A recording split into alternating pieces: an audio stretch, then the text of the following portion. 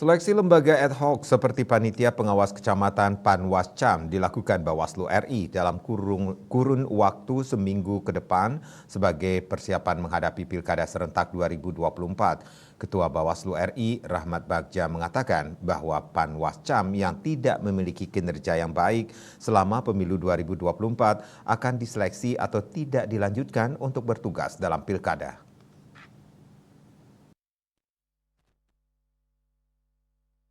Jika selama seminggu ke depan menurut penilaian atasan, menurut penilaian kinerja, menurut hasil-hasil yang telah dilakukan, pengawasan yang bersangkutan tidak perform, pihaknya akan melakukan seleksi. Sementara itu, Bagja mengatakan bahwa bagi Panwascam yang memiliki kinerja baik, maka akan dilanjutkan untuk bertugas di Pilkada. Oleh sebab itu, ia mengatakan bahwa rekrutmen akan dilakukan bila terdapat Panwascam yang tidak dapat bertugas kembali. Walaupun demikian, ia mengaku tidak dapat memprediksikan banyak tidaknya Panwascam yang tidak akan dilanjutkan untuk Pilkada. Sehingga lanjut dia, Bawaslu memang punya rentang kendali berjenjang terkait penyeleksian Panwascam tersebut.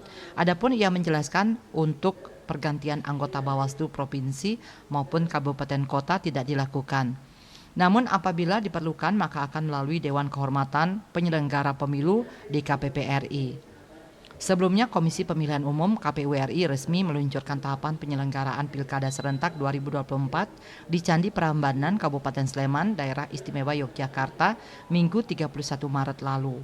Bali Pos melaporkan.